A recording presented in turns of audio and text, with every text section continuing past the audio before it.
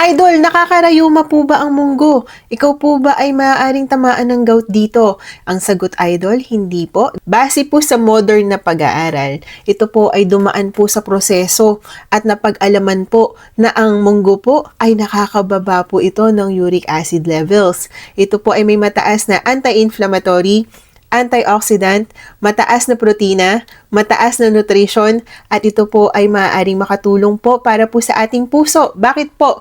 Bakit kamo? Dahil ang munggo po, ito po ay meron po itong properties na nakakatulong po para lumuwag po ang ating mga daluyan, yung mga ugat po natin na dinadaluyan po ng dugo, Idol. Ito po yung nakakatulong na makapagpababa ng risk na magkaroon ka ng sakit sa puso.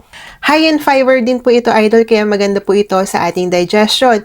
Siguradong swabe lang ang paglabas niyan sa atin, Idol. Ito po ay maganda sa ating liver dahil meron po itong properties na kaya po niyang protektahan ang ating pong liver. Maganda rin po ito para po sa ating good cholesterol at kaya po nitong pababain ang ating bad cholesterol.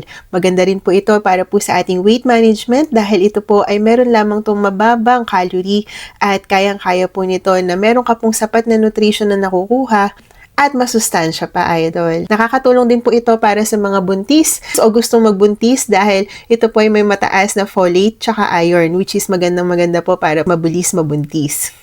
Yun lamang po, Idol. Please don't forget to like, share, and follow me for more videos. Magandang buhay, mga Idol!